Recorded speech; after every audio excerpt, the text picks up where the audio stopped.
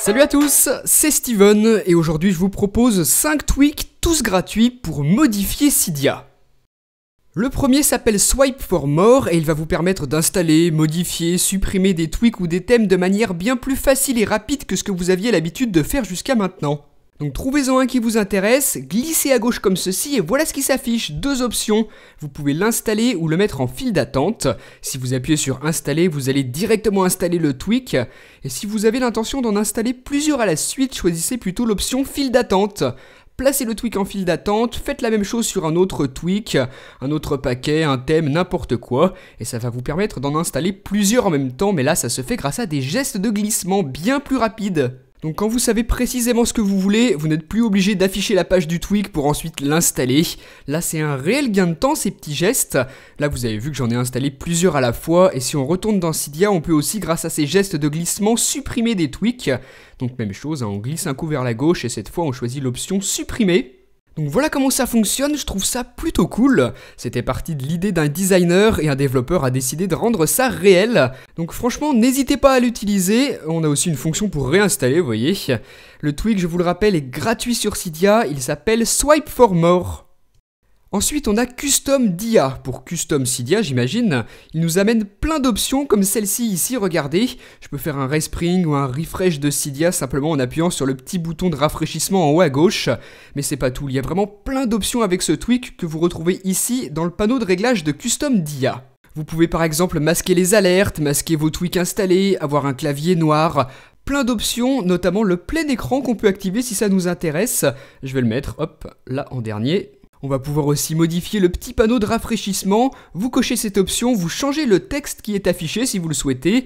Par défaut c'est affiché chargement, mais vous pouvez mettre n'importe quoi d'autre, du texte, des emojis, n'importe quoi.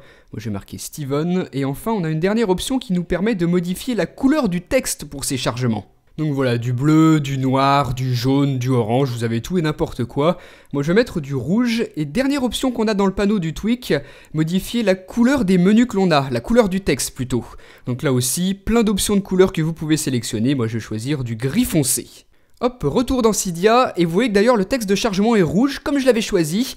Vous voyez que c'est modifié un petit peu partout, les textes sont rouges, les icônes des sections sont gris foncé, ici c'est rouge aussi. Donc voilà comment ça fonctionne, on va quand même vérifier que le texte de chargement est bien modifié, j'avais marqué Steven, donc on va recharger, on va plutôt passer par ici, rafraîchir, dans la section des sources, voilà, vous voyez que ça marque Steven.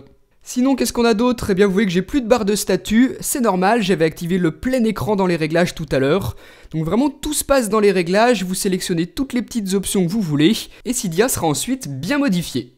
Ensuite, j'ai le tweak Landia qui va vous permettre d'afficher et d'utiliser Cydia en mode landscape, en mode paysage, regardez ce que ça donne. Vous pourrez l'utiliser de la même manière que ce que vous pouvez faire sur un iPad, la rotation marche parfaitement. Donc voilà, un petit tweak tout simple, c'est Landia. Ensuite, je vous propose Favorite Tweak qui affiche cette petite étoile dans le coin supérieur droit sur laquelle vous pouvez appuyer pour afficher la section de vos tweaks préférés.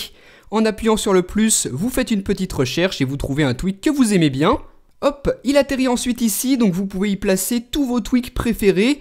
Par exemple, si vous avez entendu parler d'un tweak, par exemple que je vous ai présenté, et que vous avez l'intention de l'installer plus tard, eh bien placez-le ici. Ça peut aussi servir de liste de souhaits, ou alors simplement de répertoire pour y centraliser tous vos tweaks préférés. Donc ça peut être vraiment super pratique, à tout moment vous retrouvez vos tweaks préférés ici. Par contre, Favorite Tweak ne marche pas avec Custom DIA, c'est dommage. Le dernier que j'ai à vous proposer s'appelle Share Tweak, et comme son nom l'indique, il va vous permettre de partager les tweaks que vous trouvez intéressants. Regardez, vous avez un nouveau petit bouton ici en haut à droite sur lequel vous pouvez appuyer pour avoir des options de partage qui s'affichent ensuite comme ceci. Vous pouvez l'envoyer sur Facebook, Twitter, par mail, par message, envoyer l'URL ou même l'ajouter à vos favoris. Hop, ça fonctionne avec l'autre tweak, vous voyez que je le retrouve ici. Donc la combinaison des deux peut être intéressante, je trouve. Le seul petit point négatif, c'est que vous êtes obligé d'appuyer 2 fois pour l'installer. Vous voyez que le bouton se trouve ici, mais si vous utilisez le tweak Swipe for More que je vous présentais au début, pas de souci, ça gagne quand même du temps. Juste en dessous dans la description de la vidéo, je vous ai mis la liste de ces 5 tweaks s'ils vous intéressent. Donc dites-moi ce que vous en avez pensé dans les commentaires, et moi je vous dis à très bientôt pour une prochaine. Salut!